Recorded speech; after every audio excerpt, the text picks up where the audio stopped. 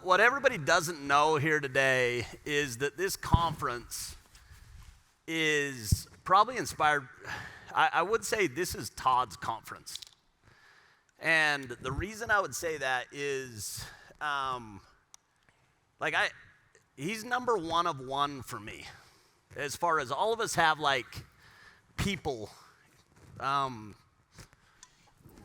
already, people in our life that believed in us more than we believed in ourselves.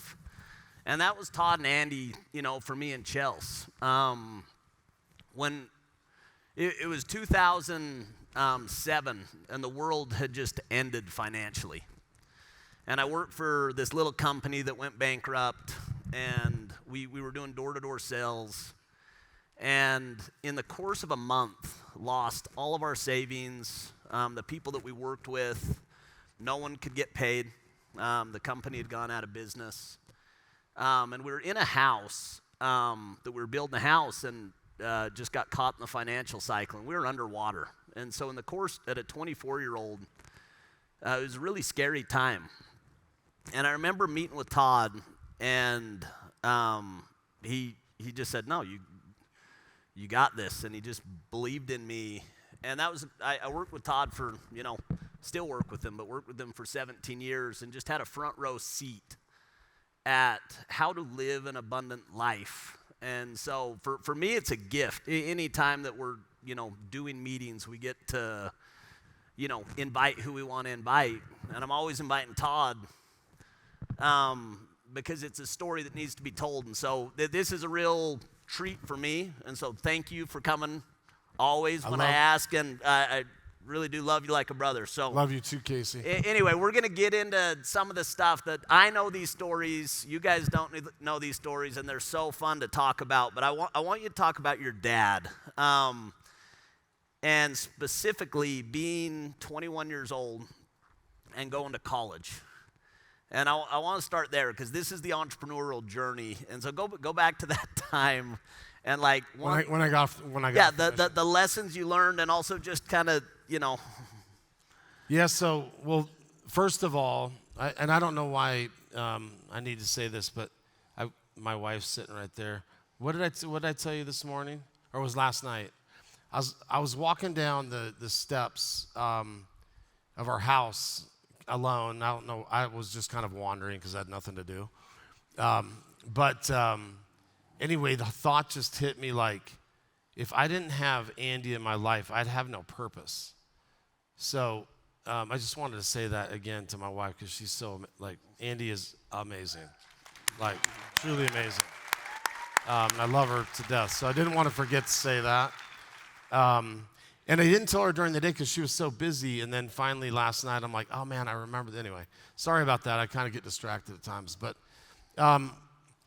so first I want to say this about my dad. I grew up in a family of 11 children and in Idaho Falls, Idaho. And I love my family and my experience because of what I'm learning more and more today from what I was able to live and experience with my mom and my dad as examples.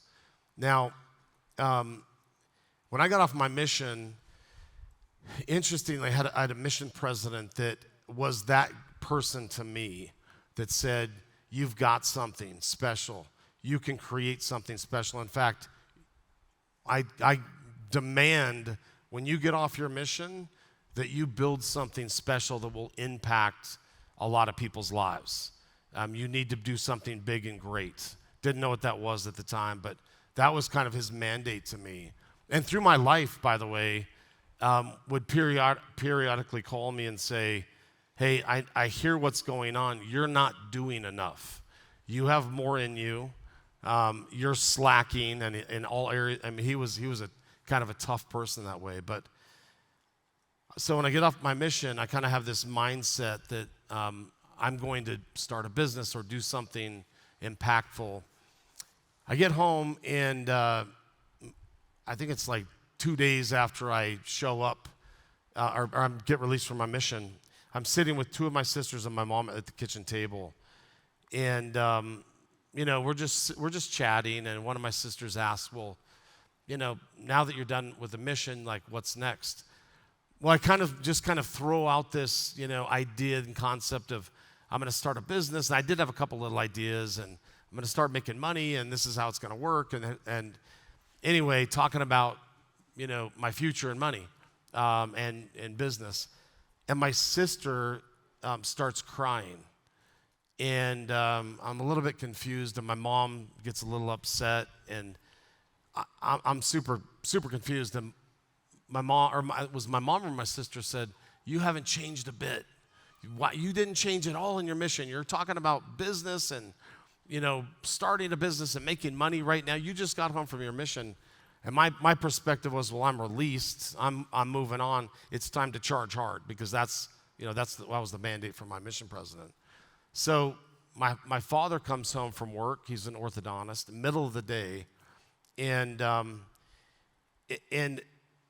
I'm going to tell you is he was about to deliver the biggest gift he could have given me. I don't know if he saw it that way in my life. It literally shaped and changed my life. He comes home, and to give you some background, I was a very difficult child growing up. Not easy. I got in trouble a lot. I think my parents probably forgot that over the years, but always in trouble. I was maybe one of the 11 kids that probably stressed my parents out the most. But he comes home, and he said, "Look, you flunked out of your freshman year at BYU," which I actually didn't. I just skied every day. But one of my sisters ratted me out because we had a lot of classes together, and I never went to class because I was pretty good at taking tests and passing, and attendance was not required. So my dad, he comes home and he's like, "Look, we're done with you. You're going I'm taking you to Provo tomorrow. Do you have a job? Do you have lined up?" And I'd just been home a few days. "Do you have a place to live?" "No, I just got home a few days ago." And he's like, "Well, I'm giving you a drive down there." And so I'm scrambling. There's no internet back then. There's no cell phones. I somehow get a hold of a missionary companion of mine, Brent Bartholomew, and he had just gotten married. I end up going. My dad drops me off at their home as a little single-bedroom studio in a basement of kind of this house. And my dad drops me off. And when I say this is no exaggeration. I didn't have $5. I didn't have, I had like a pair of shoes, some ratty mission clothes, a few T-shirts. That's everything I owned. That was it. But I did have a place to sleep on a couch, with the Afghan and a pretty lumpy pillow, which I appreciated. But here's the gift. My parents, they released me from all obligation to both ways, to have dependency or a backup or something that could save me financially in any way. I was completely on my own. I had no resources. I didn't have a lot of skills other than the work ethic that my parents had taught me. Didn't know what I was going to do. And I can tell you, the first morning I woke up at Brent and Susan's home, I was hungry. I didn't know what I was going to do. I didn't have a car. I felt it was not depression. It was desperation. Desperation and hunger, and I actually was hungry. And they made me an omelet, which was amazing. I've told you that before. I was so hungry. And they were in bed still because they're a newlywed couple doing whatever they were doing back there. I don't even know what it was, but sounded weird. But I wasn't married yet, so I didn't know what was going on. But that first meal I had, this is going to sound strange, but Susan made me an omelet, and there was cheese on the counter. This is weird stuff, but it's like the stuff I remember. And I wanted cheese on my omelet so bad, but I was raised in a family where you don't ask for things. And she finally offered. And my gratitude and appreciation was like a 10. And that was the best tasting omelet because I had nothing. I was a beggar. I had nothing. I couldn't give them anything. I couldn't contribute to anything. I did quickly find a job, but the gift that my parents gave me of allowing me to completely be dependent on my own abilities and drive is something I don't think a lot of parents can do. And they had the resources to not make that choice, and they did it. And I didn't resent them. I'm thankful every single day for that happening, because my life wouldn't be the same. Talk about a couple years later when you were going to drop out of school, and kind of the same dad, the same advice.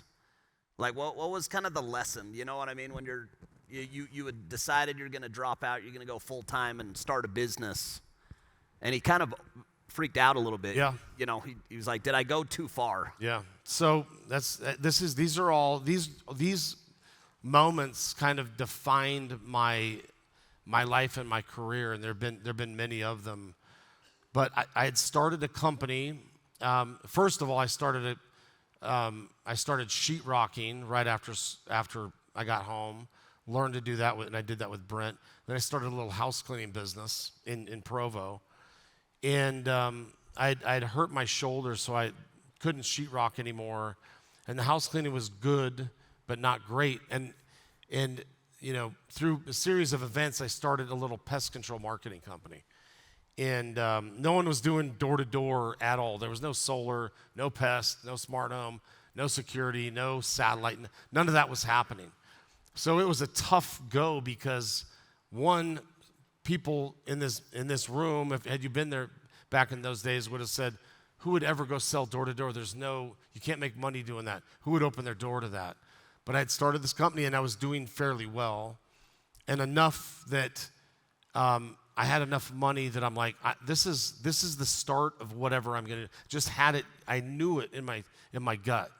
I didn't know if that was going to be the exact path forever, but I had something, and I enjoyed it, and I enjoyed the interaction with the salespeople and the struggle and the business issues that we had to deal with working with other companies, and I just ate it up. I just loved it. And then I'd go to class after the summers were over, and it wasn't fulfilling to me. It wasn't engaging. I didn't feel like, and I'm not opposed to school, by the way. I'm 100% education first. All of us get educated a bit differently. But I still remember I was sitting in a political science class, and the teacher was talking about something with Hitler, and I don't even know. And I just didn't care. And I had a 30-page paper due, like the next Tuesday. And I'm like, I don't want to do that paper. And this class is not giving me the skill set that I need or I want to go where I want to go. And I stood up out of class. I still remember it. My chair squeaked a little bit, and I stood up, walked out of class, never went back. I'm not sure who told my parents I dropped out of school. Same sister? It probably was the same sister, Lynette. I don't think she's here, but or it was Lynette or Stephanie, because there was one of them. I've never asked. Anyway, they ratted me out again. So my mom calls me, and she said, "Hey, you've dropped out of school. Oh my goodness, what are you thinking?" And I'm like, "Well, I started this business, and it's what I'm gonna do." And she's like, "Oh, wow, we're kind of like, not we're sorry, but hey, we are willing to, I've talked to Dad, pay for your school and your education if you'll go back to school. Like, we don't want you to drop out. Kind of like we're sorry we did that and it forced you in the direction where you can't afford to go to school." Well, the reality is that year I dropped out. I mean, I made like $400,000. Like after everyone was paid and everything, like take home. This is like my second year in business. And I ended up using that money to buy some real estate where I made a bunch more money. But I didn't tell my mom, hey, I made probably more than my dad did that year. We didn't talk about that. I just said, no, it's not interesting. It's what I'm doing. My dad then calls me and he says, hey, I'm driving down to Provo to talk to you about school. And I'm like, okay, that's great. And my dad, he was a very quiet man, but very intimidating because he was a man of the Spirit, and he was so astute about everything. And so I was honestly, I was a bit nervous. My dad's coming down to talk to me, have a real talk. And he drives down, it's 2.5 hour drive, drives down. It was a very, very short meeting, by the way. We sit on, I still remember, we sit on the lawn outside of the condominium place I was living on. And my dad, he sat there for a minute, didn't say anything. And he said, so you're dropping out of school? And I said, yes. And he said, you have no interest in going back to school? And I said, no. And he sat there and thought, and I don't know what he thought, but he didn't tell me. And this is the complete conversation. He said, well, son, if you're going to run a business, you have to make sure that you realize that your employees are the main asset of the business. It doesn't matter what it is.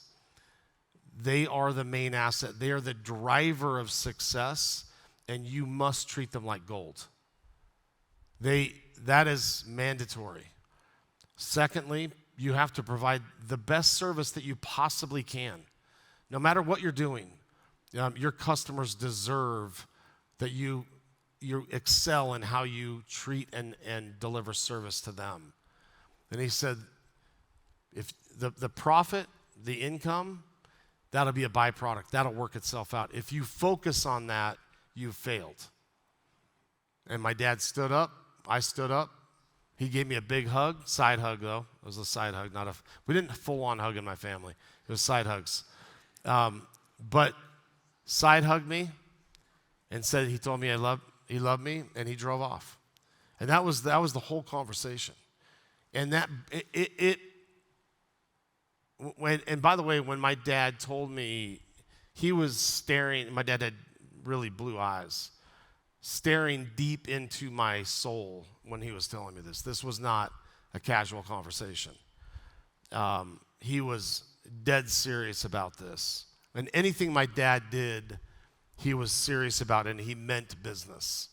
The way he acted, the way he treated people, the way he worked, the way he did a job at home, the way he lived by example, he meant business, always meant business. And I knew that, and I knew he was saying more than what he was saying.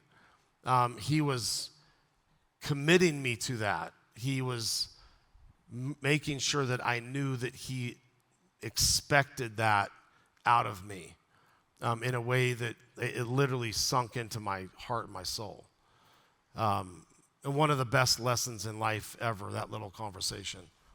So, I mean, we could literally go all day on that journey from that day till Vivint, but I don't actually want to touch any of it other than it was $13.5 billion of market cap created in 25 years. I mean, it was, and yeah, give it up for that. That's, Thank you.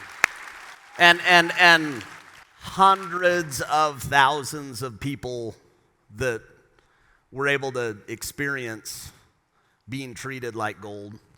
And another thing, so we professionally now we raise money, and we raise it from high net worths and family offices. And so we had this, experience where we were like, the Vivint people invest a lot of money. They all make a lot of money, and other door-to-door companies make a lot of money. And we're like, what other big tech companies and companies are in Utah? There's big exits happening. We need to go meet the founders of, and the senior people of these companies. And we go out and we're working with some local companies and meeting with the senior people, and they're not investing any money with us. And then one of them kind of levels with us, and he just said, the equity didn't really get divided in our company. And it was this like aha moment where at Vivint, you guys spread it really broad. And there was hundreds of millionaires created in the Blackstone transaction, the Vivint IPO, Vivint Solar, and Sunrun. There was just this last one with NRG. Why did you do it that way? Like, why did you make a choice that I'm going to take the equity and I'm going to spread it broad and I'm going to have a lot of people win if I win? Because it's a big choice, and there's founders in this room that are going to have the same. What was it? What was the? Look, I mean, back to what my dad said about the people and by the way, I didn't look at you.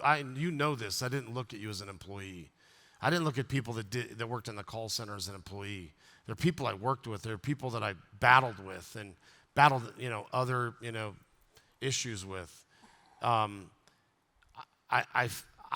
I tried to do what my dad said, which is treat people like gold. And for me, my objective every day at work was to make sure I felt like I was helping people win and accomplish what they wanted to in their lives individually. And again, I'm not saying I was perfect at it, but for me, one-on-one success and interaction and involvement is critical. Sometimes I spent a little bit too much time with individuals, I think, and didn't work on the broad company enough. But people matter to me, and they just do. I mean, that's how I was raised. It's what my wife expects out of me.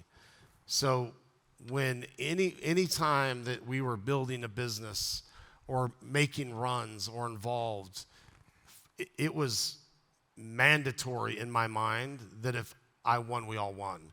And if only I won, we didn't win. And the reality is, I'm going to tell you this, and you've probably heard it. Haven't been at the conference. I'm assuming anyone that's spoken that has some money has said this. There are great having capital and having financial capability and success. It's awesome. I mean, there is no doubt. I'd rather have that than struggle.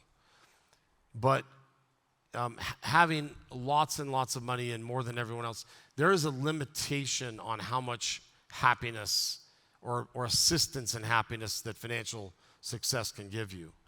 So for me, what gives me great pride is all of us. I mean, Casey, watching what you've done, and people I don't need to name names, but people I'm running into in the halls. A call I had yesterday with a guy that had been at Vivint and now has a massive solar company. The success generated from good people focused on the right thing and the right environment and do the right thing, including having good financial success.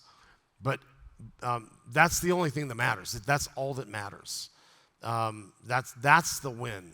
When all of these things happen, my wife and I don't usually even talk about our exits for days a lot of times. But the pride I get is, watching people like you, Casey, excel and exceed what I think you thought your expectations were of yourself when you were younger. And now, based on what you learned and what you did and the time you put into Vivint and the time you put into shaping your career and your talent, man, sky's the limit now. When we started and we said, hey, Todd is the reason we're holding this conference, it's that. It's being a young kid not believing in myself and having somebody that believed in me more than I believed in myself that gives you the confidence to try.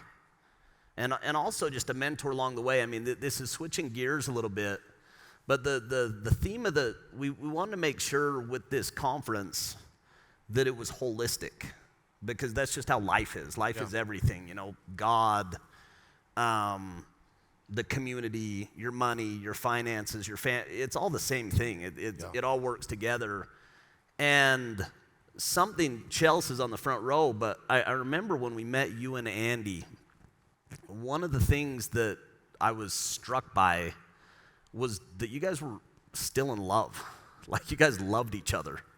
Like little kids, you know what I mean? It was like this, there was this romance, and I remember we were talking, we were just like, man, I want to be like that when I'm old. Like when we're married for 18 years old, And Todd, when I met Todd, Todd's 40. I thought he was really old. Now I'm 40.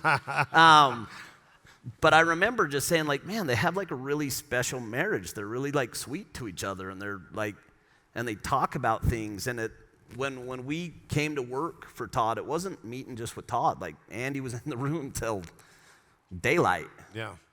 Was it just always that way? Like, talk about, we're talking about money, but talk about, and I know that there's been struggles along the way, and I think you value the good times because you have the hard times. Like, talk a little bit about how marriage and also family fits into the equation for you. I mean, this is a big conversation. This we could talk about this for a long time, but I will say this, at the very beginning of our marriage, we had a very open, dialogue about kind of the dream I had of what I wanted to build. And by the way, I didn't dream big enough initially. I'd tell Andy some of the things I wanted to accomplish, like, from a financial perspective or growth perspective. And she was all in all the time. And I'm gonna say, in a way that I don't think can be replicated. The amount of hours that I worked, and again, back to people, I wanted and was willing to have people come to my home. Casey, you're a part of it. After work, 10 o'clock at night Andy would open our home up, and it was 10 o'clock till 2 in the morning, 3 in the morning, 7, 8 in the morning sometimes. And candles would be lit in the home, treats out, and Andy I don't even know why, she'd sit and listen to every single one of them. And I would say that we were in it together. I may have been the one going to work, but she was in it with me and supporting, and not just supporting, but pushing. I had some, we won't get into the details, but I've had some times in the last 28 years of marriage where I could barely function, mentally, spiritually, physically. So down, so out, lacking so much confidence that all I had was some belief in God. And in times that was even tough. But I had Andy pushing me, and at times demanding that I lift myself up and deliver. Because she'd always tell me, you've promised people that you would give them everything you have. And there were times where I didn't have it all. But she knew I did somewhere deep inside, and would help pull that out of me and get that going. So I'm going to tell you, like, I'm like everyone else. I've had times where, man, I'm on fire. I'm unstoppable. But there are times, based on circumstances that have happened in my life, where the fire was gone. And that lady there and my children, Sydney and Jake and Ellen, Ava, and Dean, were full support. Now, I will say that, and I think you know this, for me, I'm not perfect at this, but what I attempted to do, and again, this is a lesson from my mom. When I came home, when I wasn't on the road, I tried to give my family full attention for some number of hours. It wasn't very many. I didn't have very many hours, but I tried my best to put work aside, put the phone aside, cell phone aside, emails aside for a couple of hours until they kind of went to bed, and then it was game on again. So this was a family effort. I could not have done any of that without their full support. And so I love them for that. And I couldn't have done it. But, and I'd make Andy stand up and come up here. But I don't see any stairs. Have her sit in my lap. But Jesse, give it up for Andy. So Jesse Itzler last night, one of the questions we asked him was about habits. And he was talking about habits, and I was thinking about habits that I have in my life that were influenced by you, and two of them, one of them, when there's dishes to be done, like, I still remember, like, being in like growing up, and I just like didn't feel like it was my job to do the dishes. We had, 7 kids in the family, and my mom was just like all over it all the time and had older siblings, and just, I don't know, it was like my right not to do the dishes. And I don't know if it was ego or whatever. And I remember, like you said, I do the dishes. And it was a service thing. It was I'm gonna get in. And I remember, I'm like, well, Todd does dishes, I'm doing the dishes. And so when they're there, I make a concerted effort to do the dishes. And I think the second one was, and I go through cycles on this, but when I'm good at it, I'll turn off my phone at night.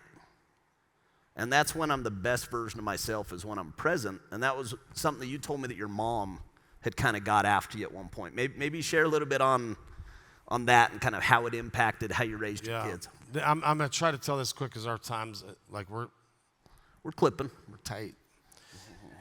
But these are, so Sydney was just born, and my parents are amazing, by the way, because the things that we could dig deep into. I didn't listen to them when I was growing up at all, but I heard them, and I observed them, and I'm learning still from them. But Sydney's born. My mom came to help. We lived in Alpine.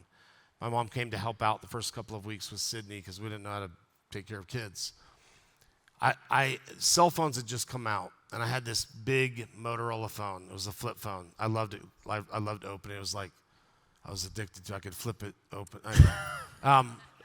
Anyway, I roll in, I'm Mr. Businessman.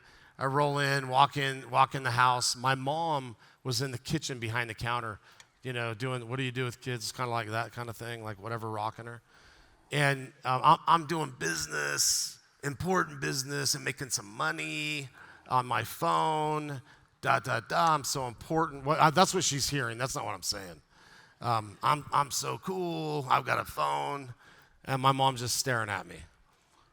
She doesn't hear what I'm saying. She's just seeing that I'm being an idiot.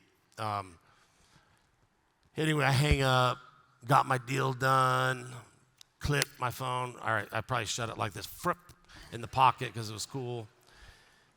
And my mom, she's like, "What are you doing?" And she hears, "I'm just doing business, making some money." And I'm like, "Oh, I just had a business call." And she said, she pointed at me, "Don't you ever walk in this house again and disrespect your family that way. When you come into this home, you're a husband and a father. You're not a CEO. No one in here cares about that."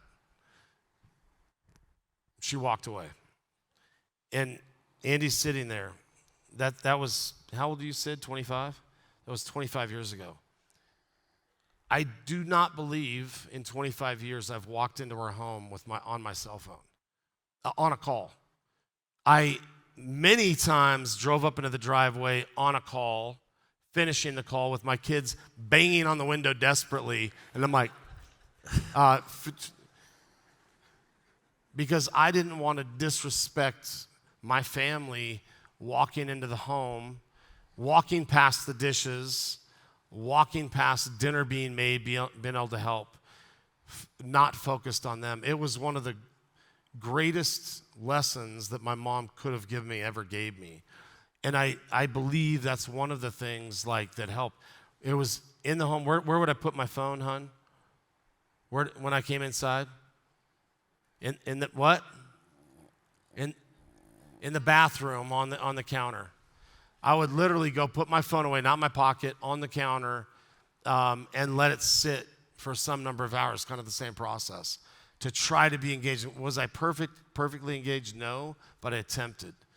The other thing that I would say, and I'm just going to say it, that I think has helped me, and it helped me, in the business and being present with my family. I've never had social media. I know people use it, and it can be used for good and promoting business and staying in touch with people, but it also, and I'm going to not make you raise your hands, but there are those of you that are spending 2, 3, 5, 6 hours every day on social media. And I can assure you that if you're doing that, you're lacking ability to have time and interaction with the people around you that matter. And that might be your family, it could be your friends, associates, it could be the business that you're supposed to be running, and the people you're supposed to be paying attention to and the issues that you have at hand, and you're distracted because this computer bot knows you better than you do and keeps feeding you garbage. So that's my anti-social media pitch, but I don't have it, I've never had it, and I've been just fine without it. And look, from a healthy mental state, because I've dealt with sadness. I've never had depression, but I've dealt with extreme sadness and hurt and suffering. With me personally, and some issues that my wife has been through, that some of you that know us, she's gone through. I just think it adds to that negativity. It's not there for a positive uplift for the most part. And I understand it's used, but I'd challenge all of you, everyone in here, to figure out how to declutter your life of social media. Things that are distracting you from what's important right in front of you, and not paying attention to what you don't have and what life isn't giving you, or how much better other people's lives. Because that's what I've seen, because people show me posts, that's what it looks like to me. So that's the challenge. That's one of the challenges. I'll have one more, but sorry to It's really good. I'm actually thinking I need to use less social media. So that's. I mean, it's a personal. It's you get out of whatever you get out of whatever you focus on, and if you're not learning from something, or it's not driving whatever you're trying to go towards, you're getting garbage. And the other way I think about it is, if I'm on social media, they're getting paid. I don't like doing things in my life where someone else is getting paid and I'm not getting paid. That's my greedy side. So those social media companies are getting paid, and they're paying you nothing, and you're willing to get them paid without getting paid. Unless you're an influencer, I think that's garbage. So anyway. We're gonna go a little long, because the part of this that I want to get to. So the theme of this conference, when we got started, is the secret to living is giving, and specifically we chose primary promise. And this was one that you and Andy, you've been involved with IHC forever. You're on the board. After the Blackstone transaction, you gave a large donation, build the Pedersen Tower. Talk a little bit about kind of why you chose that project to be your legacy, and why that's been your biggest donation that you guys have ever focused your capital. Well, look, those of you who have the means to do something bigger like that, I think we must do that. That's like mandatory in life, that when we've been given a lot, that we're required to give back. That's a requirement. That should be in our DNA. Anyone that's trying to push it further and do more, which in the end might give you more resources, it's mandatory to have that mindset of giving back and helping lift other people. That's mandatory. The build up to this donation is, again, I feel like our family's been fortunate in our ability to be involved in lots of different things, lots of charities and things that we could give gifts to, financial gifts to, that have helped. What I think we've figured out over the years, after doing a lot of supporting a lot of different causes, is that it's important when you're giving to give in a way that will have long-lasting impacts to a lot of lives and help the most people possible. There are things that you can do that are nice. They're niceties. They're nice, charitable things that you can work on, but they're not lasting. When you talk about primary children's in particular, and and even the first hospital wing that my wife donated money to build, it's actually right here in Provo. The number of people that have been impacted by that building and the facilities and the care that's given is astounding. I get so many texts from people that are there, and look, all we did was give money. We're not doctors. We're not there delivering the service, but we help provide the facilities to do it right. That's meant a lot to our family. When the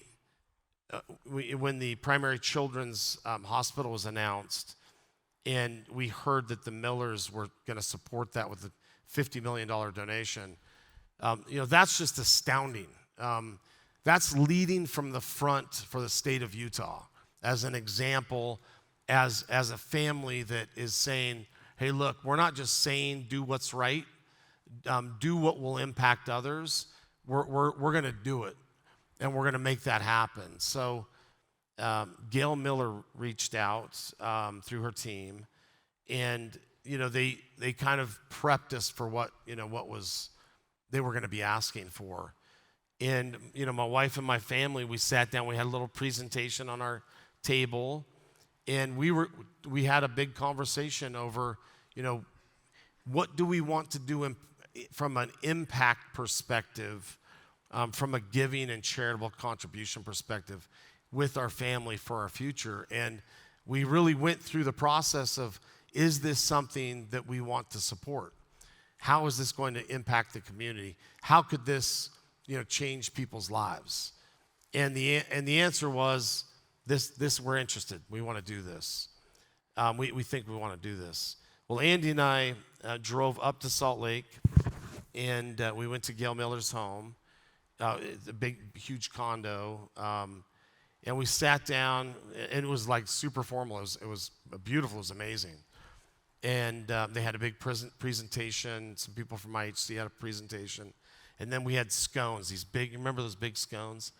And we had forks and knives. And I'm like, and they're crunchy scones. I'm like, I'm from Idaho, so I'm like, I don't know how to attack this thing. Like, do I eat it with a fork and a knife because it's crunchy, or is picking it up all right? I was kind of struggling a little bit. I ended up picking it up, eating it with my hands, but I don't know, I probably still wasn't right. But anyway, they were really good scones, though.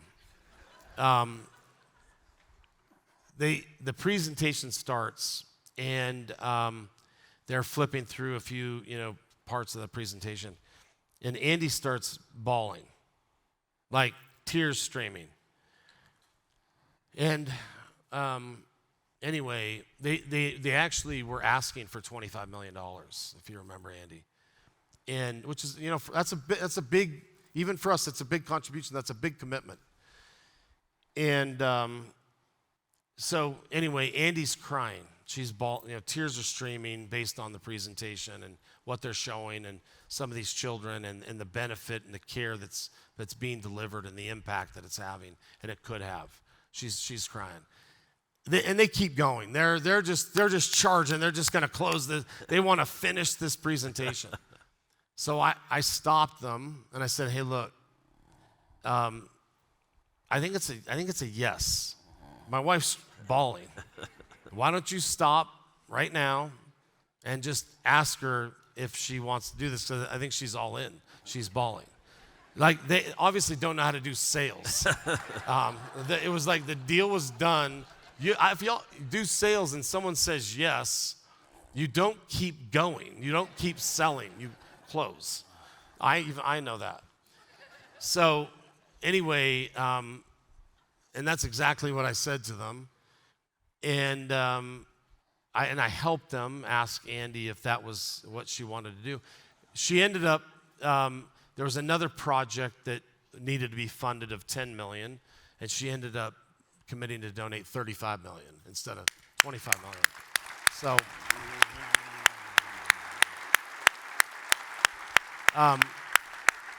and look, Look, when you have money and resources, it doesn't matter if you have some money or lots of money. There are decisions you can make in your life to improve where you live, what car you're driving, what boats you own, what houseboat, what things you can get, assets. And I'm not saying those are bad. We have them.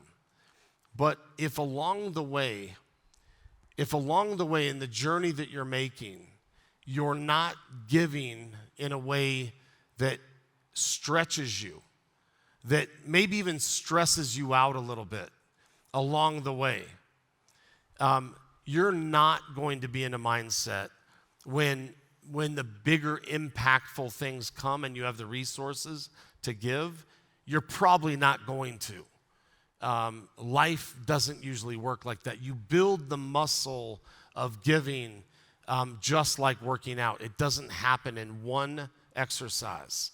It happens over a lifetime of commitment. And so my challenge to you all, and in any way you can, no matter what your circumstance is financially, you've got to start giving. You have to have that mindset.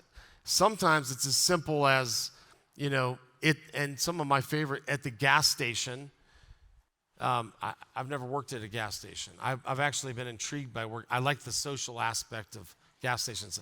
I know it sounds weird. I actually do. I've thought about going to work at Will's Pit Stop because I don't have a job right now.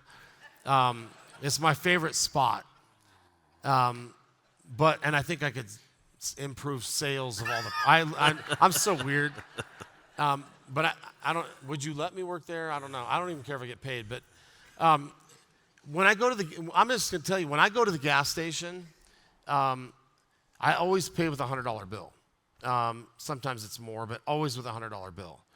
And I leave the change. I always leave the change.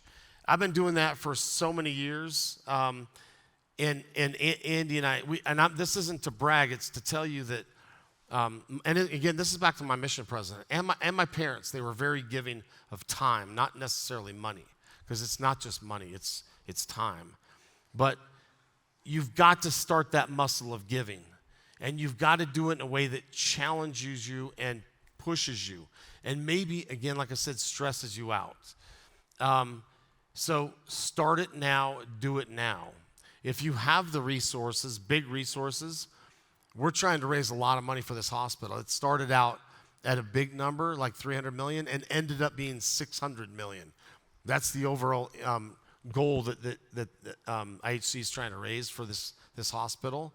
You guys have committed how much, Casey? Are you committing? We're saving that for later. Oh, are you going to? Yeah, you are. We're going to commit. What I would say is, whatever that number is, this would be my hope. This would be like a dream. Whatever he and Dave are going to commit today, that this crowd right here combined matches what they do. I like that. That's not a big stretch. That you all match in some way whatever they're going to do. That would be impactful. That would be something special. Everyone coming together in a situation that we don't all get to participate in often. There's a lot of people that have shared great insight on life, on perspective, on how to have happiness or try to chase the right type of happiness in life. And so let's end this. When you end this, I don't know if maybe you were going to ask them for more than that. I don't know.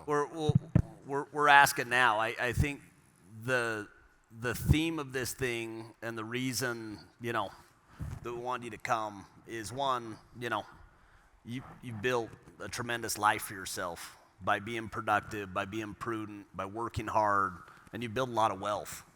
But you've also built the lives of a lot of people. You build a great family, and you've just you're a light to me on giving.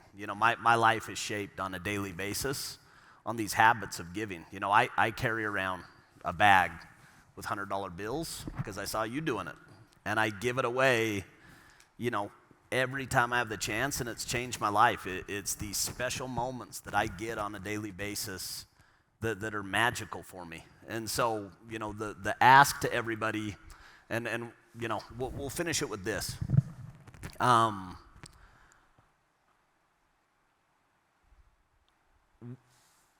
The secret to living is giving, and the wealthiest people that I've ever met are the most generous and they're the most abundant.